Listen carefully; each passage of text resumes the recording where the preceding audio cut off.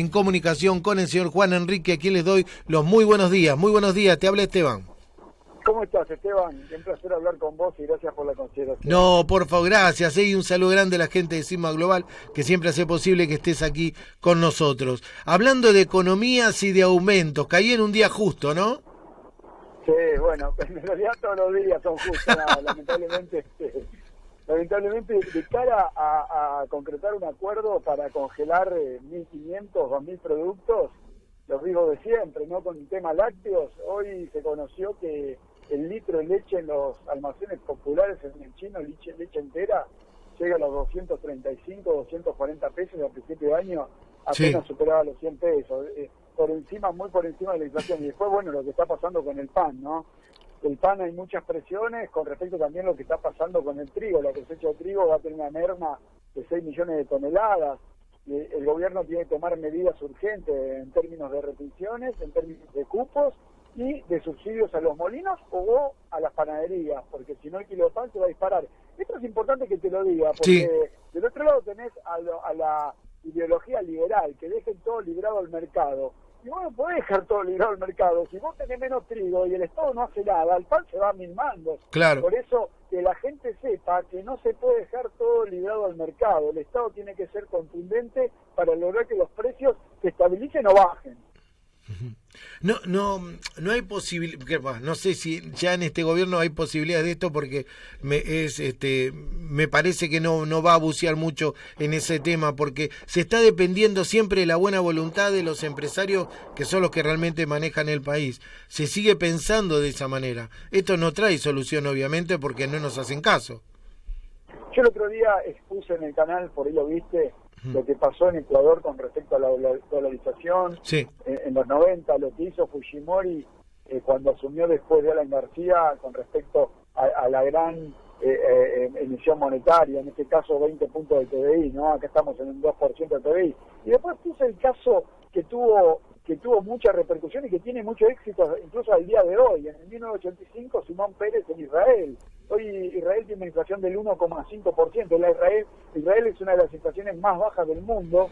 Sí. Y fue gracias a un acuerdo político, sobre todo social y económico, pero político sobre todo, donde se juntaron Estado, se juntó trabajadores y empresarios en una mesa y decidieron congelar lo que son los precios, tasa de interés, dólar, tarifas, alimentos, salarios, se congeló todo. Y hoy Israel es un ejemplo importantísimo respecto a un programa de shock económico para estabilizar los precios. Incluso esto que yo te estoy contando, lo llegué a hablar en estos días con el presidente de la Nación. Y lo llegué a hablar también con el ministro de Economía. O sea que todavía tengo una esperanza de que entre la vicepresidenta, el presidente y el ministro de Economía se junten y lancen un acuerdo político, económico y social que nos dé de cara al 2023 un escenario político, económico, electoral más positivo. Los agoreros de siempre, ¿no? Hablabas de los que son de extracción liberal y todo, me hablo concretamente de los economistas, hablan de que, bueno, y esto va a estallar, que si se habla de un congelamiento o de un acuerdo, en algún momento estalla y ahí se va a ver la inflación que se está reteniendo mientras esté el acuerdo. ¿Esto es así, Juan?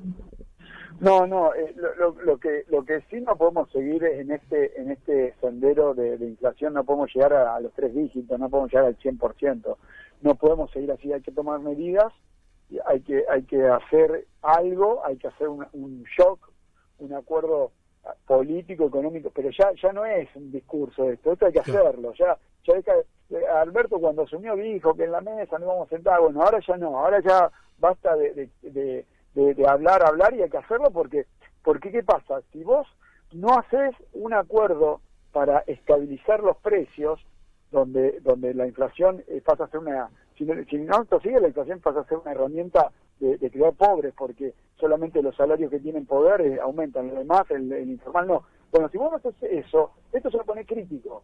La palabra ya es crítica. ¿Por qué? Porque ya tenemos más de un 40% de pobres, eso se va a poner crítico y sobre todo en términos sociales. Hay que hacerlo sí o sí. Mira, yo lo estoy hablando a instancias muy importantes, ya te digo, con el presidente y con el ministro de Economía, y lo hemos charlado y se está charlando, y yo tengo fe que se va a hacer. Obviamente los empresarios no quieren acordar nada, lo único que quieren es poner precio y están remarcando constantemente. Bueno, hay que hacer algo. Tengo una esperanza de que algo se pueda hacer. Tiene mucho de política esto, ¿no? Es decisión política, que la vicepresidenta y el presidente y el ministro se sienten en una mesa y llamen a empresarios, a los trabajadores, y se estabilice por suerte, que se estabilicen los precios. Sí, porque antes de asumir se sabía, bueno, nadie sabía que iba a venir una guerra ni una pandemia, eso Claro, obviamente lo descartamos, pero sí con un plan contundente, porque la deuda ya estaba. La deuda no la generó el gobierno sino el anterior. No, por eso, la deuda ya estaba, y teníamos una inflación del 53 ya también, ¿no? Sí. Había que hacer algo al respecto. Lo que pasó que en aquel momento, siempre hay que revisar la historia, en aquel momento el presidente no hizo un acuerdo político y económico y social, lo que hizo fue entregarle todo al ministro de Economía, Martín Guzmán. Uh-huh. Martín Guzmán le entregó todo, le tercerizó la economía a Martín Guzmán, y yo, de hecho, desde la pantalla de 5 años hemos criticado muchísimo el acuerdo con el fondo que cerró Martín Guzmán, fue muy malo. No le sacó ni los intereses, algo que tiene muchas dudas jurídicas, por decirlo de alguna forma, digamos, buena y no tan cruda, dudas jurídicas, no sacarle los intereses. Un crédito que la guita pasó, ni siquiera llegó a la Argentina, ni siquiera le sacamos los intereses. Bueno, tiene muchas dudas. Y después también lo que pasó con los bonitas. Bueno, eso fue lo que pasó en aquel momento cuando arrancó el gobierno, y ahora no. Bueno, ahora ya que todos los trabajadores estamos pagando esa deuda con el fondo, creo que es momento de sentar a los trabajadores en la mesa, a los empresarios y el Estado, y hablar de estabilizar los precios, porque esto está generando constantemente pobreza. Si yo te digo que hoy aumentó la leche, está a 235 pesos, 240 pesos, ya hay familias que van a consumir menos leche, un poquito de menos de leche, así que no, esto no puede esperar mucho más. Ya no hablamos de la grieta, ¿no? Hablamos de la separación impresionante entre el poder adquisitivo y lo que no los tienen. Y cuando hablas, yo te he escuchado muchas veces, los amigos de 5N, hablas de crecimiento, y mucha gente habla que hay crecimiento, y yo estuve la semana pasada reunido con algunos empresarios que les está yendo muy bien. No lo trasladan, obviamente, porque me quedó preguntarles eso, pero ustedes le están pagando más a los obreros. No, ahí no me contestaron, pero sí lo que hablan de un crecimiento, porque la obra pública ha traído un impulso bastante grande. Pero no se ve, no baja, no. Es como sería la teoría del derrame. Mirá, lo que pasa que ahí es cuando funciona la inflación como herramienta distributiva. Hay crecimiento, y ¿qué pasa? El empleador, o como dijo el de la anónima, ¿qué hace usted con la inflación? Remarco constantemente. Él remarca todos los días, pero a los proveedores él le pagan los 90 días. O sea que él todos los días remarca, pero a los proveedores le paga congelado a 90 días y a los trabajadores a los 30 días.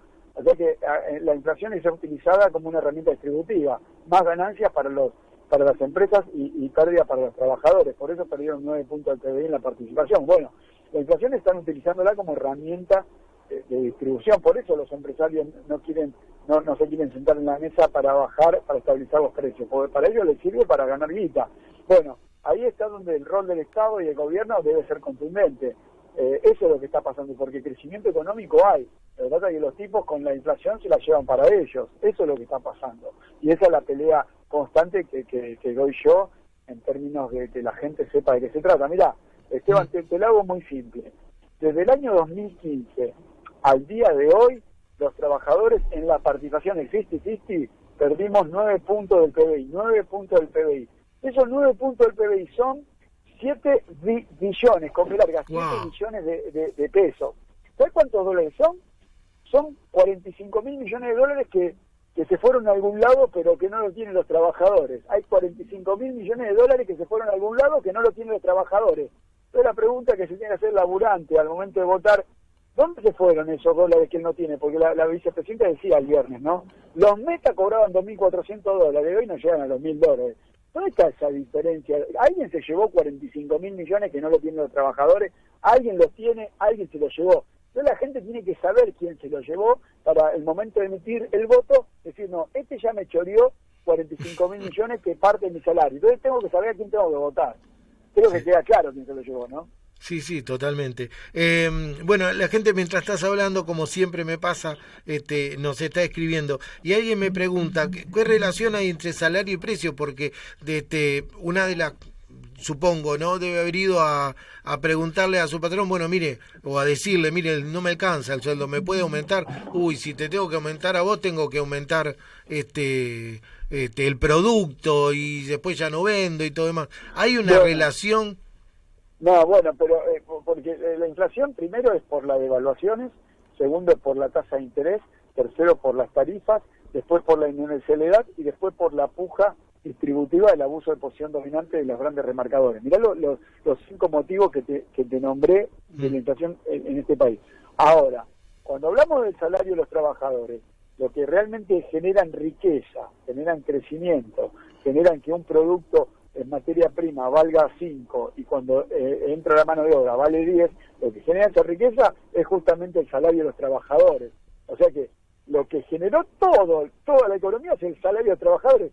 No le podemos echar la culpa a la inflación. La inflación es por la devaluación, por la tasa de interés que está en 100%, por la puja distributiva, por el abuso de posición dominante y por las tarifas. O sea, justamente al último orejón del tarro le queremos echar la culpa, es una locura. ¿Entendés? Que quede claro eso para que todo eso, ¿no? Totalmente. Bueno, siempre llegamos al mismo puerto, que es tomar las medidas políticas que se tienen que tomar para salir de este atolladero en el cual nos encontramos todos, y que de no haber una salida no sé cómo llegamos o cómo recibimos el año que viene, ¿no? Ni hablar de una... yo soy optimista, Esteban. ¿Sí? Obviamente soy optimista, sí. Soy optimista primero que debo serlo porque si no hacemos algo van a volver los que nos robaron los 45.000 palos y que eso es parte de nuestro salario en dólares, ¿no? Porque tanto vos, yo, la gente que nos está escuchando, nuestro salario en dólares en 2015 era muchísimo. De hecho, las jubilaciones estaban en 400, 500 dólares, hoy no llegan a 120.